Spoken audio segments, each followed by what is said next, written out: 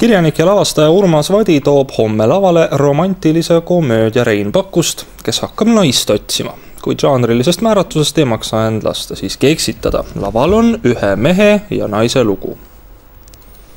Eelmisel aastal esietendus Tartu Uues teatris samuti Urmas Vadi kirjutatud Peeter Volkonski viimane suudlus. Käesolev tükk on selle mõtteline järg.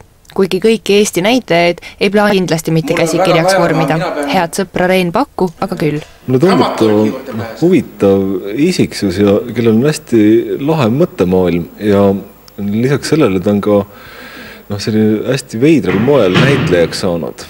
Ta on küll kunagi lavakas õppinud, selle pooleli jätnud ja siis nüüd hakanud tegema teatrit või näitlema ja ka ise lavastama ja kirjutama ja mul on ta meeldinud. Käime ka koos paar korda nädalas tennist mängimas ja siis sestap me oleme üsna niimoodi läbi põimunud tuttavad, et me teame teineteist ja see mõte tekkis tal, ma arvan, kuidagi niimoodi sujuvalt. Vadile omaselt on peategelasteks küll reaalsed inimesed, kuid neile on lisatud omad kiiksud, nagu ei ole ka romantilise komöödiana defineeritav lavastus Magus siirup.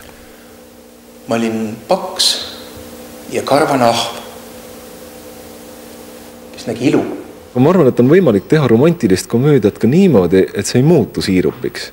Vaid et ongi romantiline ja isegi kui üks mees näeb välja selline veider ja naine väga kaunis, aga võib-olla ka mingisuguse väikese defektiga.